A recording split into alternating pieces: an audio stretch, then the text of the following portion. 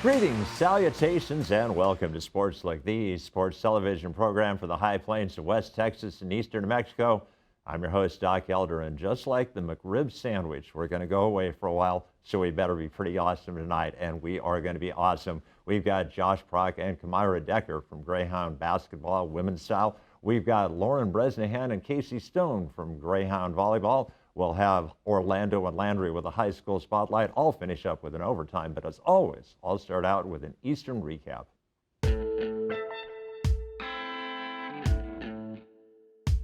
Greyhound men's basketball had a really good exhibition game against University of Texas El Paso on Friday. Greyhounds led for a big swath of the first half before losing 71-57. Greyhound volleyball ended up the season by avenging an earlier season loss to Western New Mexico University, and the Greyhound football team went all the way up to Monmouth, Oregon, came back with a 35-27 victory, and better yet, came back with a third bowl invitation in the last 8 years. Well, that has been an Eastern recap, so we'll clear this out, and I'll bring in my first guest, Josh Prock and Kamira Decker, right now.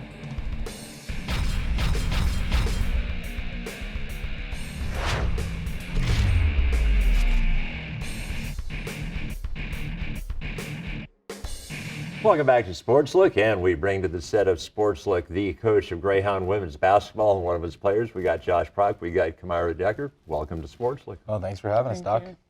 Coach, first time in 14 years that Greyhound women's basketball gets off to a 3-0 start. What's been the key to your success so far? I think the girls' toughness. I mean, these girls have been extremely, gritty and just had to, tough a couple games out. I mean, we played New Mexico Highlands to start off with, and it was a little bit sluggish to start, but, they fought through that and got the win. And then I thought against Fort Lewis, who's going to be a very good team this year, probably win 16 to 20 games. The girls played tremendous basketball, and so we got that win and got back in kind of a midweek game up in Espanola in northern New Mexico. So it's kind of, we went up there the same day, and so. But Dick got off to a sluggish start, but these girls turned it around, and all the credit goes to them because they fought through it and got off to a 3-0 start, and I'm proud of where they are.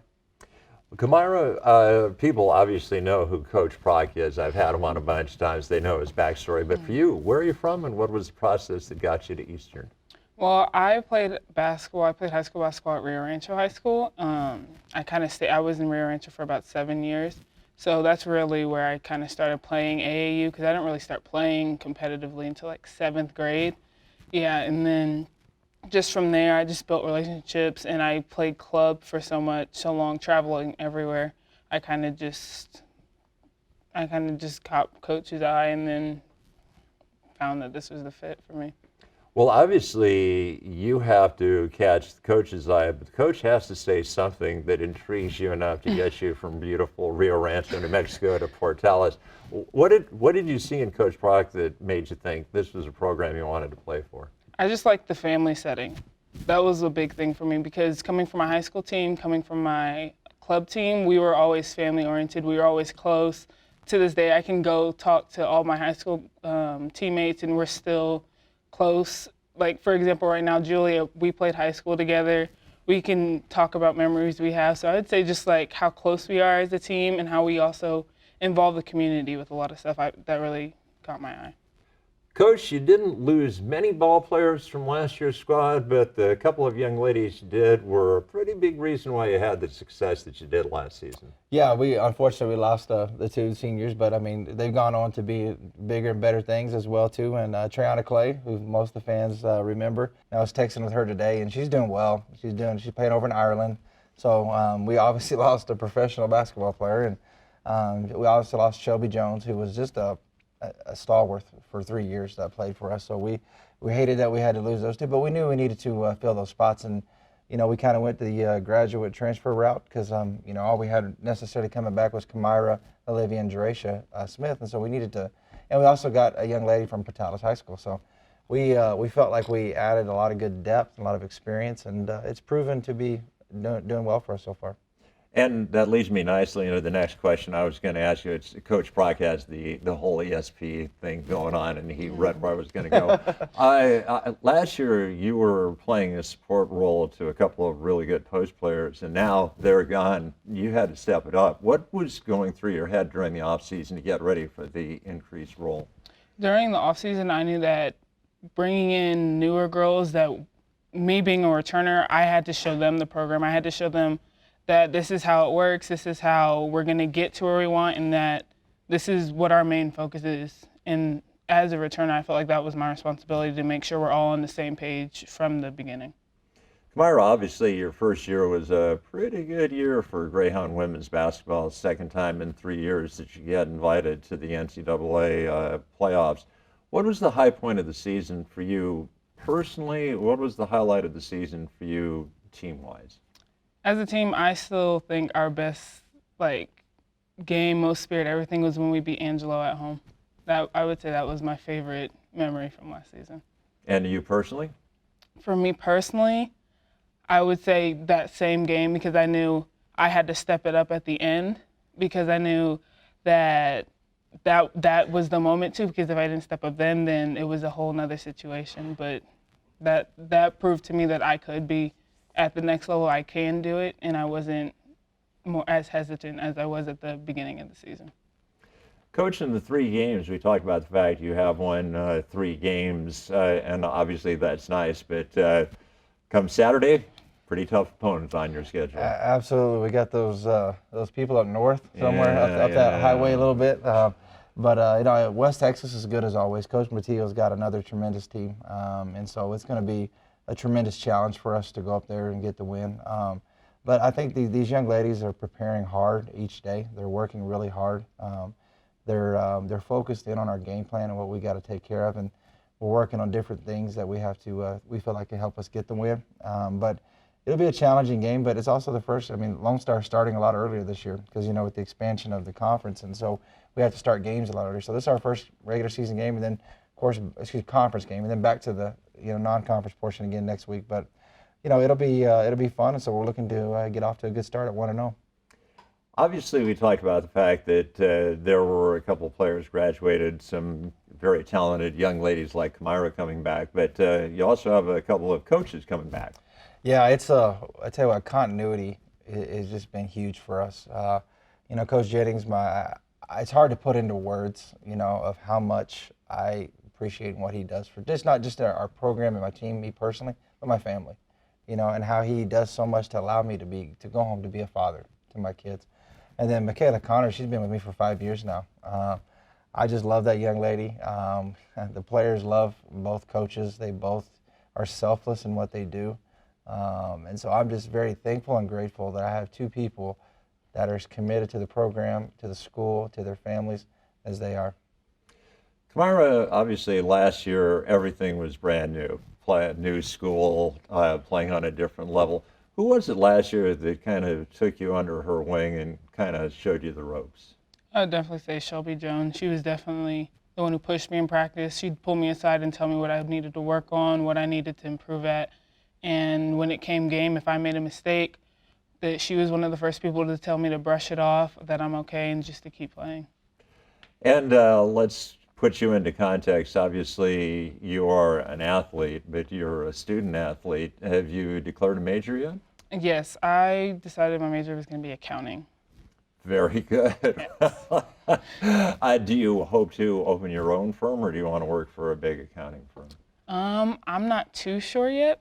I think I want to open my own firm, just so I can be the boss of it, so I can I can manage it. Like the song from Malcolm in the Middle, "You're not the boss of me." Coach, looking ahead, we get our first chance to see you on a Thursday, and it's not just any Thursday game. It's going to be the loudest game that fans are ever going to experience. Yeah, and I always encourage the local business owners in the community, between 11 and 1, you can kind of let your employees off. We have a couple sections for the community still, but it will be. This is where the game, we called it our Youth Day, where we invite all the local schools to come. And so all of Portales, Melrose, Floyd, Texaco, You know, and then actually all 3 junior highs over in Clovis are coming. Sweet. So we definitely have a chance to have over 3,000 this year, and it's going to be really loud. It's a fun environment for these young ladies to play in, and we'll be playing Northern New Mexico that game. Well, congratulations on the success you've had so far. Good luck against WT on Saturday, and look forward to Kids Day on December 5th. Thanks, Doc. We appreciate you. All right, well, that is going to wrap up our first interview segment. So what we'll do is we'll clear this set, and we'll cue up a high school spotlight right now.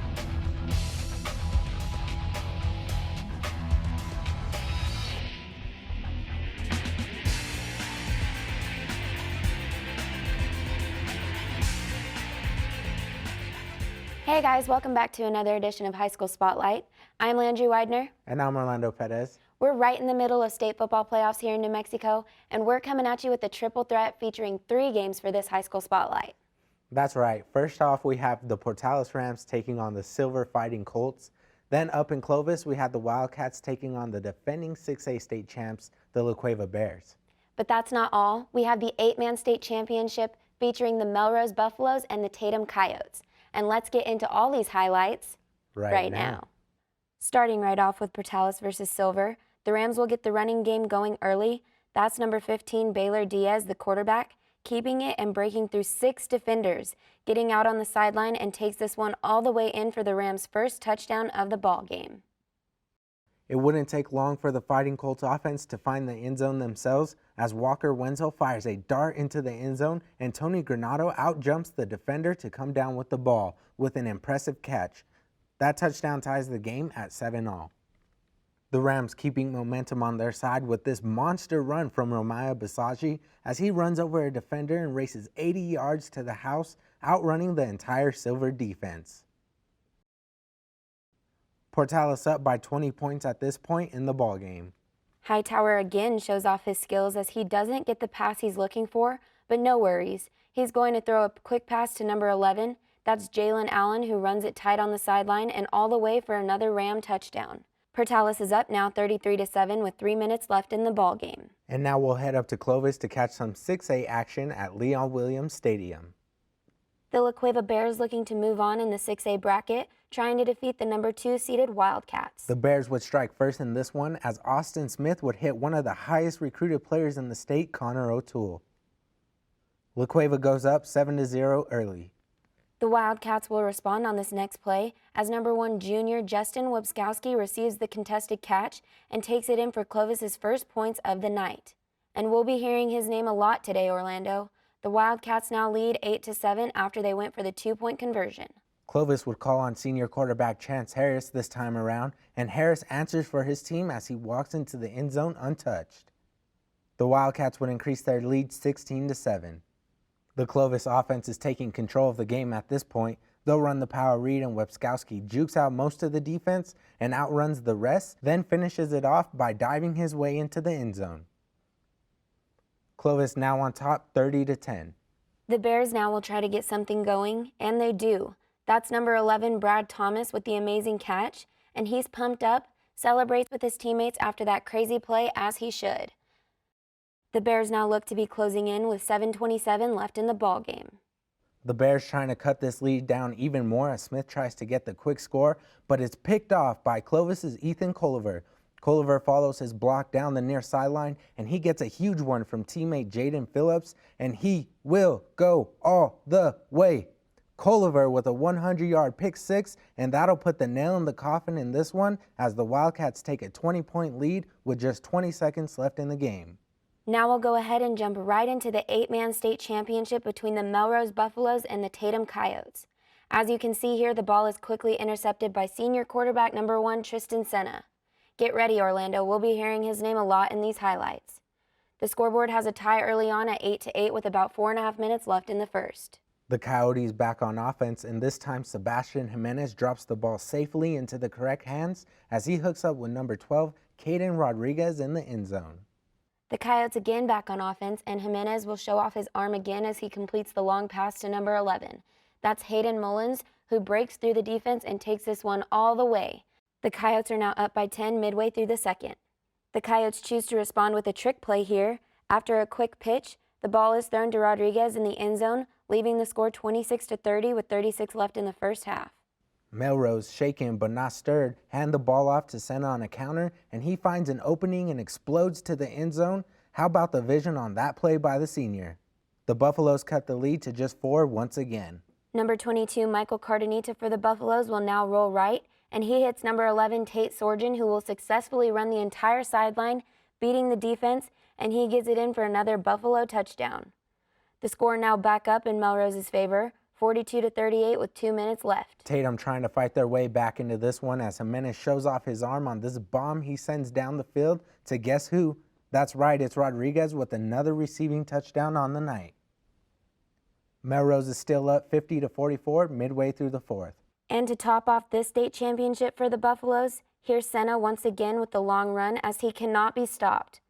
The Buffaloes end their season with an 11-1 record and winning the 8-man state championship over the Tatum Coyotes with a final score of 56-44. And now to get you guys an update on the high school state football brackets. In 2A, Eunice is taking on Texaco in the state championship. In 3A, we have 2 semifinal games. The first will be between the number 1 seeded Socorro and number 5 Tularosa, and the second is Robertson versus Hope Christian. In 4A, number 1 Bloomfield will be taking on number 4 Grants, and number 3 Lovington will be taking on number 2 Portales. And in 5A, number 1 Roswell will be taking on number 5 Deming, while number 3 Goddard will be taking on number 2 Los Lunas.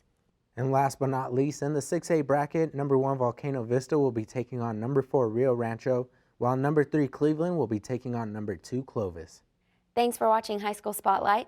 And before we throw it back to Doc, be sure you like us on Facebook, follow us on Instagram and Twitter, and subscribe to our YouTube channel for more updates, photos, and highlights. Once again, I'm Orlando Perez. And I'm Landry Widener, and we'll see you soon.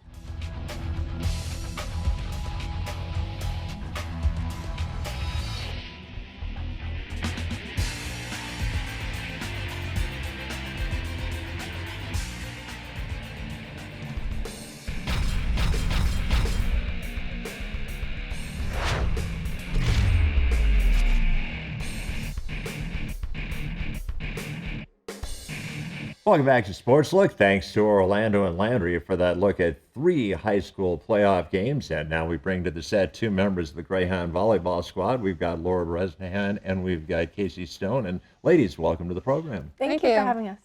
Well, Lauren, we'll start out with you. Where are you from and what was the process that got you to play volleyball at Eastern?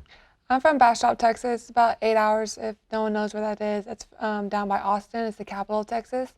And as a lot of people know, I came from a JUCO. And so I had other teams to look at, and I had other tryouts. But Eastern was probably my number one, just the atmosphere, and I really like the people here. So, and the Coach Poyer really brought me to come, so I really like it. Well, Casey, I assume that a lot of people in the listening area already know the question, but where are you from and how did you get to play volleyball for Eastern? I'm from the great city of Portales, New Mexico. I was born and raised here. I transferred to New Mexico, well, I graduated high school at Portales High, and then I went to New Mexico State to pursue a degree and didn't have any interest in college sports at the time. And I came back one summer and had a conversation with Coach Poyer, and it just kind of took off from there. So I missed the game, and I'm happy to be back. So what is it about volleyball? What is the lure that got you out of retirement, so to speak, and back into the game? Well, I had worked with some of the girls over the summer just playing pickup games in the side gym at Eastern. And, you know, just the camaraderie that the girls had together was really something special. And Coach Poyer has always been in contact with me. And so it just kind of seemed like the right thing to do. And I'm from here, so it was sort of like coming home. Absolutely. Lauren, growing up, was volleyball always a sport, or did you gradually gravitate towards it? Volleyball has always been my sport since 3rd grade. And my mom played college volleyball. Both of my sisters played in high school, but I was the only one out of my sisters that played in college. So I played all my life. I played like basketball in middle school, and I did track, but I played club volleyball since I was in 7th grade, so it was year round, so I really didn't have a lot of time to play other sports. So volleyball's pretty much been it. There you go. Lauren, who have been the big influences on you, not just athletically, but the big influences in helping you become the young lady that you have? I would say my mom. She has been through a whole bunch growing, like when I'm watching her, like when I'm growing up. So my mom has really influenced me a lot in who to be, and she helped me a lot get through a lot of like troubles that I've been through going through college. And Casey asked you the same question. Who were the influences that helped you become the young lady that you are? Definitely my grandparents. My grandma was more of the strict one of the household, and my grandpa was the calm, easy one. So together it was just a perfect environment, and they always just taught me to do my best and go get what I want. So. Well, it's interesting talking about adversity. You young ladies had some adversity this year when, unfortunately, Coach Boyer had a health incident, had to step back from the head coaching, and Katie Burnett, who isn't much older than you young ladies, had to step in and be the acting head coach. Lauren, what was the process of making the transition? It was a little difficult in the beginning just because like we were so used to Coach Boyer and like she's new. Like we loved her as an assistant, but like and we know she didn't ask to be the head coach, so we knew it was gonna be hard for her. So a lot of us helped her out in the beginning, and she got the hang of it towards the end, and she got to know us better. And since she didn't know us very well, so she got to know us better, and we all connected pretty well. So it was pretty good. Well, Casey, I can imagine for you it was doubly difficult because you're making a transition to being a part of the team, and then all of a sudden the guy that was the recruiting nexus that got you had to step down. So what was the process like for you? Well, we had to see it from all perspectives. You know, Katie didn't ask to be the head coach, and her stepping up to the plate and really doing a wonderful job, you know, kind of just got us all fired up and ready to go and wanted to help her out. It wasn't an easy thing to do to come in as an assistant and be told you're the head coach. So I thought she really adjusted well, and we all kind of adjusted as a team to really, you know, make the best of the season. And clearly you did, because if you look at like the last 4 weeks of the season, that's when you started to play your best volleyball. Right. Yes, it took a little bit, but you know, we all had to get to know each other. It was a new group. You had some walk-ons, you had a transfer, you know, everybody was just trying to get to know each other a little better and get to know a new coach with a whole new system. So it was definitely an adjustment, but it paid off at the end. So. Lauren, it had to be a satisfying win for you on Saturday playing against Western New Yes. Mexico, because they had beaten you at our place, but then you returned the favor in Silver City. Yes, sir, because whenever they played home, I was out for a concussion, so I didn't get to play against them. And so I had forgotten that. yes, so getting to be able to play them like last game and getting to beat them in 4 sets and they beat us in 5 felt really good, and our energy as a team was so much better, and I had a lot of fun. I was very happy to end that way, which is sad, but I'm ending already. But I'm really happy that it ended with a win and against Western. Casey, looking at the turnaround in the last 4 weeks of the season, if you had to put your finger on one aspect that the Eastern team started to execute better at, what was the one thing you clearly were picking up your game at? Well, you know, practice was getting difficult. We were pushing towards the end of the season, really trying to make the conference tournament. And so at that point, we just had pride. So we weren't going to go out on an ugly note. We decided to really get it together and prove to Portales and to everyone supporting that we were really, you know, something special.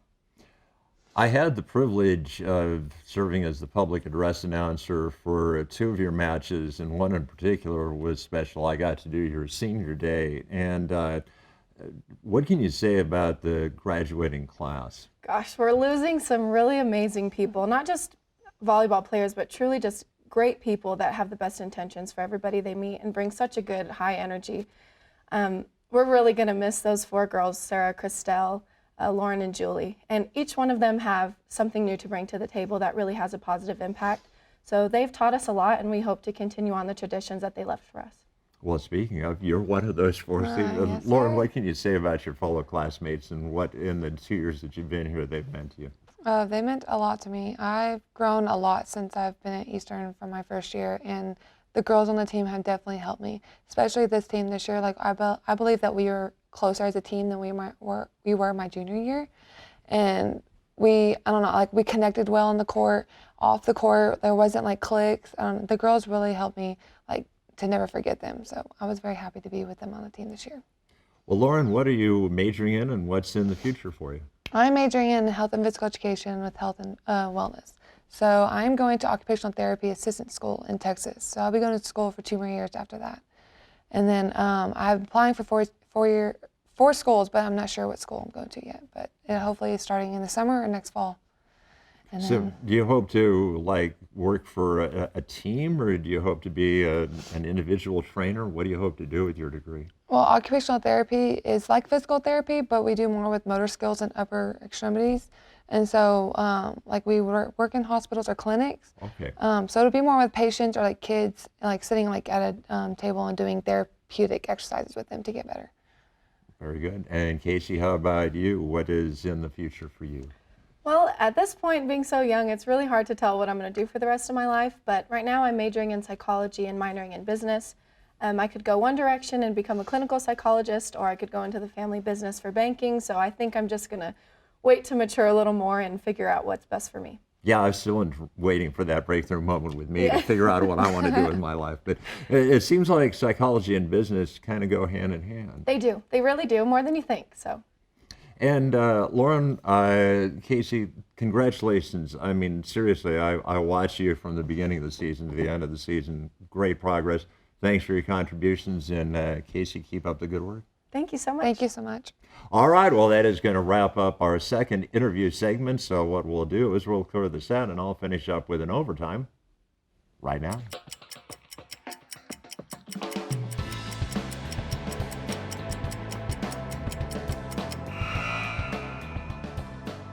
Earlier this year on an overtime, I asked you who was the first professional athlete that got mentioned in a pop song. And my wife said, yeah, but that was the first male athlete. I want to know who was the first female athlete. Well, the answer to that question depends on whether you mean the first one that is referenced or the first one that is actually named. Let me explain. There was a song in 1975 that referenced a very famous professional female athlete, Billie Jean King. And you're saying, I don't remember a song about Billie Jean King. No, she was merely referenced. The story is that she was playing professional tennis. They had just started a new women's professional tennis league, World Tennis, and this young lady was trying to get up some business for her team. And so her good friend, Elton John, recorded a song. And you're saying, still don't get the connection, Doc. Okay, let me tell you the name of the team. The team that she played for, the Philadelphia Freedom. Aha. So that is the first reference to a female. But who was the first female to actually get referred to by name? You're looking at me like, are you going to do another one of those cliffhanger episodes? Yeah, I am. So you're going to have to wait 3 weeks and tune in on December 10th to get the answer to that question. Well, that is going to wrap up an episode of Sportslook, and that will wrap up this particular segment for at least 3 weeks.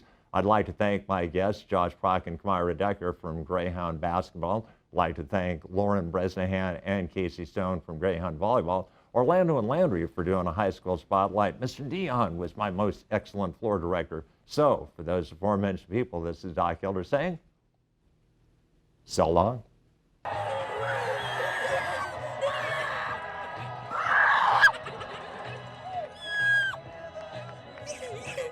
Fighting Colts, first of all. Why did I say first of all? It's okay. First of all,